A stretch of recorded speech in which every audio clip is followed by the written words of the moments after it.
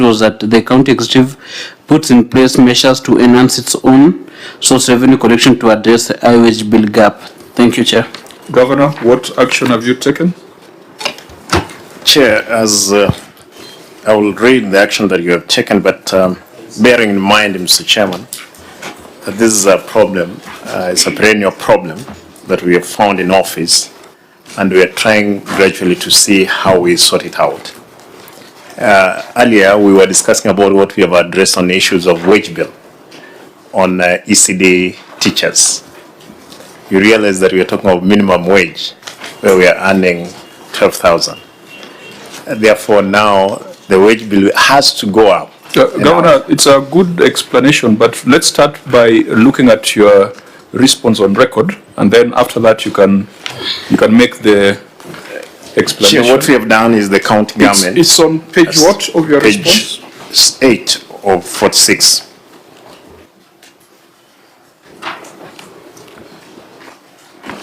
Okay, members, I hope you are there. You may proceed.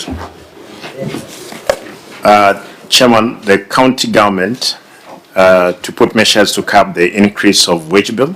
The county government aimed to increase its own source revenue and diversify revenue inflows, including funds from alcohol fund, facility improvement fund in the forward budget. This was not there before. We were not declaring that money. But now, going forward, we have factored in the forward budget, Mr. Chairman. So, Governor, you have recited what we recommended. What we needed was your action, your demonstrable action. And this is not a matter that is new to us, because we have previously invited you to discuss the issue of employees. You are on public record. We take judicial notice that you made some very dramatic, you took some very dramatic action upon assumption of office on this matter, and I think many people thought that it was the right thing to do. Now the question is whether it is delivering the right results. So we would have expected that we'll get more of what have you done. You told us about a task force. You told us about frustrations with the Public Service Board. At our last meeting here, you didn't have a substantive chair and a secretary to the County Public Service Board. You know, specific, measurable, realistic and time-bound action. What you are put here, or what your officers are put here, is a political statement. Chair, it could not be a political, because we have already factored in, especially the FIF fund, into forward budget, which was not the case, Mr. Chairman. We have brought in the level 5 hospital, which was not being, which was not there before. We have brought it into the forward budget again. Chair, the question of the chairman, the secretary of the board, we have them in place. Actually, they're in the office. But Mr. Chairman, out of the audits, yes, which we pronounce ourselves, I want to indicate clearly a number of people who, were moved from the payroll. But that one doesn't mean that that figure was to come down, because again, what happened is that we enhanced improvement of the salaries of the ECD teachers, who are totalizing to 900 of them. There may be no much significant figures that you'll be able to see there, but we have been able to, because we have curbed issues of employment, as it were. But Mr. Chairman, I want to just to let you know that this percentage may go to 73 or 74. Now, you can't sit in the Senate and tell us that all the money we are fighting for, because you know the fight we are putting up, that when it lands in Kisii, the governor is promising that 73% of it is going to go to salaries. That we cannot take without challenge. Chair. Now, Governor, the problem you have is that you have very good oral explanations, but there is nothing on record. Later on, when you're writing our report, it is this brief statement that we'll be referring to. Why can't you put those measures in writing to guide the Senate? You have said the county government to put in measures to curb the increase of wage bill. What are the measures? can they be listed? Can they be proven? When you explain, you tell them, but on paper, there is nothing. I hope you're understanding my frustration, that your explanation is different from what's on paper. Chair, I don't know how you get it, and this is important. Agree with you to some extent, but when we just indicated there that we have brought in the issues of the FIF account, which was not there before, we have increased our own source revenue. That part of the answers, Mr. Chairman. But a bit of this, because if you asked and you brought. So by so doing, you have moved from 60% to what percentage? Because Auditor General, you must also give us guidance. This ratio is not 60%. It is 68%. It's very important that you go on record to amend your finding. Please. Yeah, thank you, Chair. In terms of the records, we are able to do the computation, and the actual percentage is 68. If you brought in the on-source revenue, which the governor says is supposed to help him, the on-source revenue was 501 million. And actually announcing the bringing in the FIF account and the KTRH. So if you did that, if we just dealt with what is before us, 501, it's still at 64%. So you should tell us that by bringing in the other funds, now your ratio has moved from 68 to 35. That's for you to tell the Senate. Chair, we may not get to that 5. I want to promise the Senate. No, but what have the measures achieved? Because you are threatening that it will go to 78. You can't have measures that increase the percentage. Chair. We could benefit from Senator Onyonka first. Thank you, Chair. Your Excellency, Governor Simbarati, the matter we are discussing here is, I think, Chair, different from what the Governor is saying. I don't know whether all of you are carefully looking at what this issue is. The issue is not whether there is money for the governor to employ people either by increasing their promotional wages or whatever it is. The question that you are discussing, and I think, Chair, you've not been clear on this one. Governor, the issue we are dealing with is this. Have you employed people since you became governor beyond the level that the government allows for you to employ? I would have been very comfortable for you to explain to this committee that when you came in as governor, you find the percentage of wage bill which relevant to the expenditure on development and vis-a-vis your wages for the county employees of Kisii County. What this report shows is that you've actually increased the employing of workers in Kisii County, and their wages have increased beyond the original figure, which was at 41%, and now you are at 68%. That is point number one. You've rationalized by saying, according to you, you have the money to pay for the salaries. That's not what we are asking.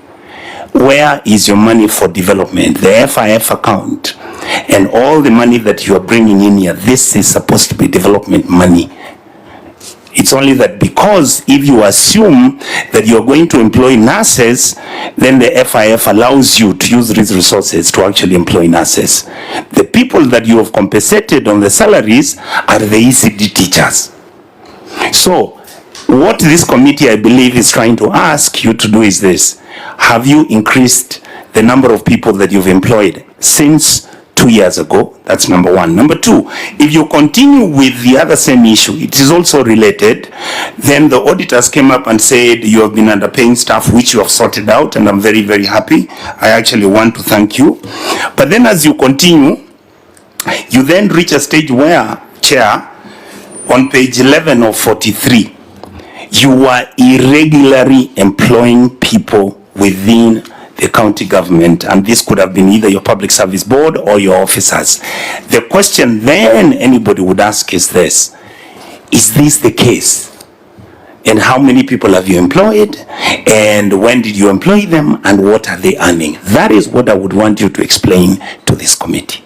Thank you, Chair. Okay, take note of the questions. Yeah. Senator Chirage, then Senator Wambua. Governor, note that what we are querying here is an affront to the law.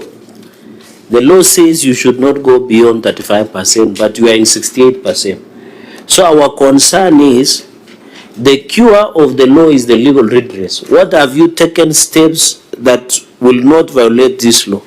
Number two, Governor, Nairobi, which receives the most share, and I'm happy you have been a member of parliament of Dagoretti North, and of course you are familiar with Nairobi. Their wage bill is at 56%.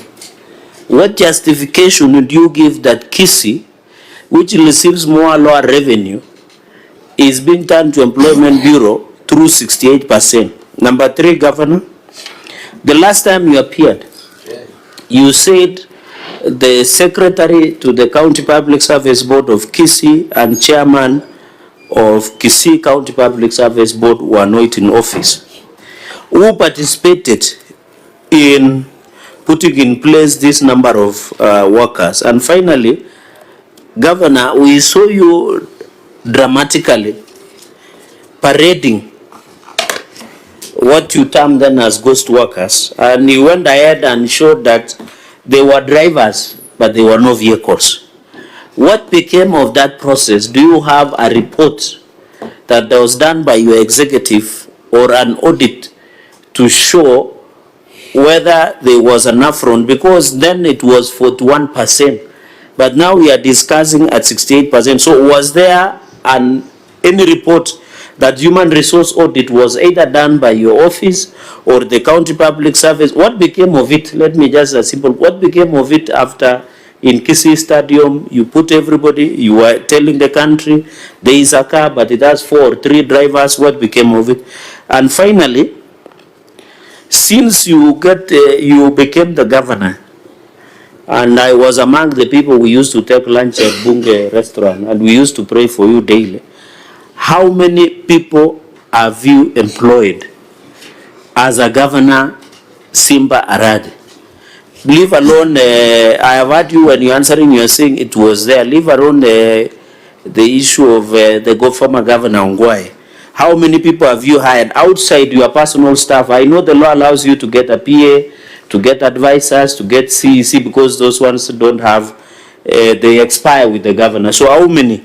And in this, so that I don't need to come back, the fifth question, in this through the chair, how many are casuals and how many are being transited to PNP? Marking you governor, you know there is a sticky issue of universal health coverage. So I want to thank you for being honest, because if you observed the UHC workers, then you will reach 78%, as you have said. So thank you for being honest with that. But how many are casuals and how many are being transited to PNP, and whether all of them are paid either through payment voucher or IPPD? I submit here and I thank you. Thank you. You have asked all the questions, but Senator Wambua still has one. I don't know what to ask now, Chair, but I need a question. No, it's okay, no problem. So, there are 2 issues here. Let me first go on. The governor is consulting, so I need. Okay, that's fine. So let it go on record from you, Governor, that is actually true that when you came in, you found 41%, and then you pushed it to 68%. I'll tell you this. During our briefing, everybody here, including myself, was shocked that actually you could have a county that spends 68% of its revenue paying salaries. Secondly, if you're already coming in at 41%, frankly speaking, you have to be within the law. Then just tells you one thing: you cannot even employ one person. You should be looking for ways of either increasing your revenue base or reducing the number of staff.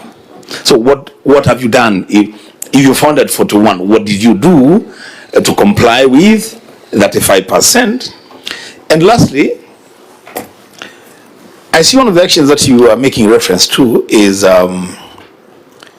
you are bringing in the FIF and their alcoholic fund. My question would be, how much money are you going to be getting from KTRH? And what will be the impact of that revenue to your base? And how will that help in reducing the wage bill towards 35%? I thank you, Chair. Finally, the Vice Chair. Yeah, it's just the same question that is being canvassed, because then the governor has indicated that the county government to put in place measures to